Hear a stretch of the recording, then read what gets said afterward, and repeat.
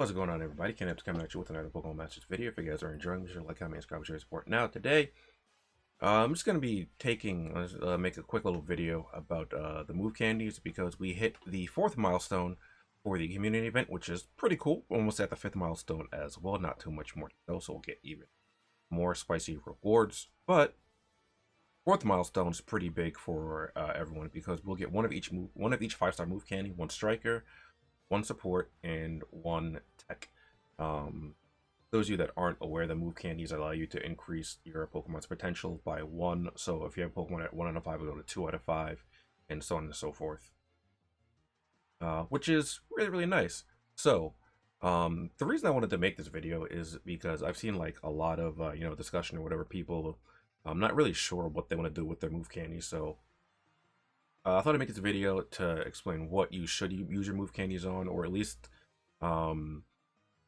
maybe like the thought process that I go through, maybe some other people go through as well, might help shed some light on what you can use your move candies on going forward. Now, first thing I want to talk about is the units that you really like, favorite units, so on and so forth. A lot of people play gacha games for different reasons, and a lot of people also fall in the boat of, I like unit X, I'm going to fully invest into unit X. So if you want to like max out your favorite unit, go for it. That's not, it's not a bad idea, right? You're doing what makes the game more enjoyable for you in particular. So, if you want to max out your Karen, you can go ahead and do that. I wouldn't recommend doing that, because you don't need the unit at 5 out of 5. 3 out of 5 is more than enough. But hey, again, if you want to do that for your favorite units, feel free to go for it. Moving on a little bit here, though, I have a couple of Secret Helper tabs open, and actually, thanks to my cropping, you can't really. Hold on, can you? Okay, now we got that fixed. I think this should be a lot easier for you guys to see. So, right here pulled up, I have Morpeko and Marnie, not Mani. Wow. And here we have it had the sync at 3 out of 5. You can see we have some cool things here. We have Static Shock 3, which powers up sync moves of targets paralyzed, and we have Inertia, which powers up sync moves the higher the user's speed. And as we know, Marnie's aura will raise the speed with each use, so that's going to be really, really good on Marnie. However, if we drop down to 1 out of 5 here, you can see that we lose Static Shock and Inertia.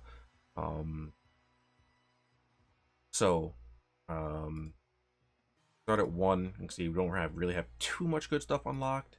Go up to 2 right here. We get a little bit more stuff unlocked at 2. But at 3 is where we get our big multipliers. And the reason I bring that up is because that'll bring us down to our second point of consideration for what we're going to use our candies on. The Pokemon that get a lot better based on what move level they have. Typically, you'll probably want them at 3 out of 5. There's a number of units that work well at 1 out of 5. But those units that work well at 1 out of 5 might get some huge boosts to, their sync moves, like the overall kit at 3 out of 5, as Marnie and Morpeko as an example. Another example, Zekrom over here. Zekrom is fine at 1 out of 5. You can see we're missing out a lot on the grids that are filled in. The 2. We get 2 sync nodes out of the 5 filled in, because this is the sync nuke build, and we get the 3 out of 5, and then we can see that we get all 5 sync nodes to increase our sync move. We get Static Shock 3, which powers up when the target's paralyzed. We get Bolt Strike accuracy, Bolt Strike move refresh, and we get we get access to Bolt Strike hostile environment. It's not on this one, but we have 2 instances of Bolt Strike move gauge refresh, which will just increase the uptime of Zekrom attacking. Again, real good. And over here with Lynn and Charizard, this one right here, again, incrementally better at the different at the different stages of the sync grid. Now, and like you see here, our big multipliers are down here at 3. 3 to 5. We get the sync node. Actually, we might get the sync. No, we get the sync node at 2. Scorching Sync 5 and Burns Energy 5 powers up Charizard's moves or his Sync moves when the target is burned. So, you know, that's all cool, well and good.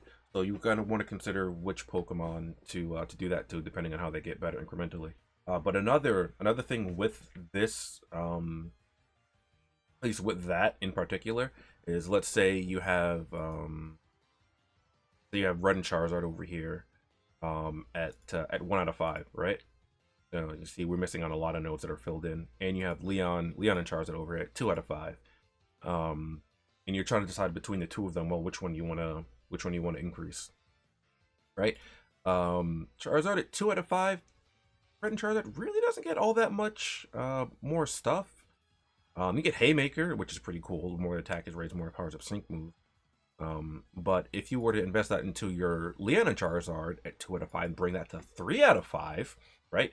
That's when you get the Scorching Sync 5 and the Burns Energy 3, the huge multipliers, along with the sync move multiplier as well. So it'd be more beneficial to put it into Leon and Charizard, who's at 2 out of 5, to bring him to 3 out of 5 rather than putting it into Red Charizard, who was at 1 out of 5, bringing him to 2. Unless again, you really like Red and Charizard, you want that. But I think that if that wasn't your consideration, you probably just would have done that at point 1 rather than considering point 2. And then point 3 is one of the things I consider a lot is using them on the Pokemon that aren't in the regular gacha pool. And what I mean by that is obviously, the Poke Fairs, Master Fairs, and the Seasonal Scouts. Now, the reason I like these are strong considerations, at least for me in particular. I think this makes the most sense, or like the biggest thing to consider, is that these pairs are not in the gacha pool at all times, right? They're only in the pools at certain times of the year, the duration of the banner, how long the Poke Fair is, like all that stuff. So, at least for me, it's more valuable to put the move candies into those Pokemon because they're limited units. So I would want to have them stronger, because I can only if I wanted more copies of Man Lopunny, right? I would have to wait until the next seasonal sync pair for them, which probably is going to be about a year since we just had them, and that's a seasonal pair. So I would put seasonal pairs, at least for this point, I would put seasonal pairs higher up than the Poke Fairs. Because we get Poke Fairs pretty frequently.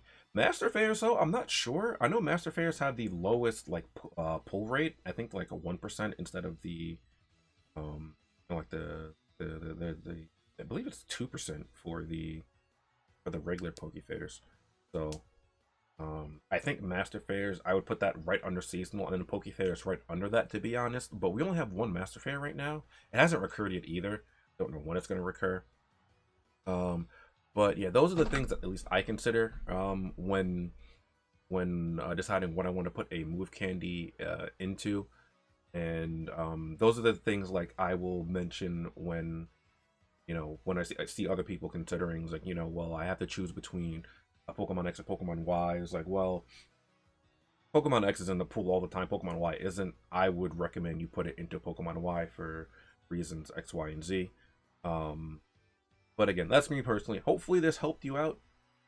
If you did, a like would be super appreciated. Comment down below, all that stuff, and I'll see you guys next time. Later.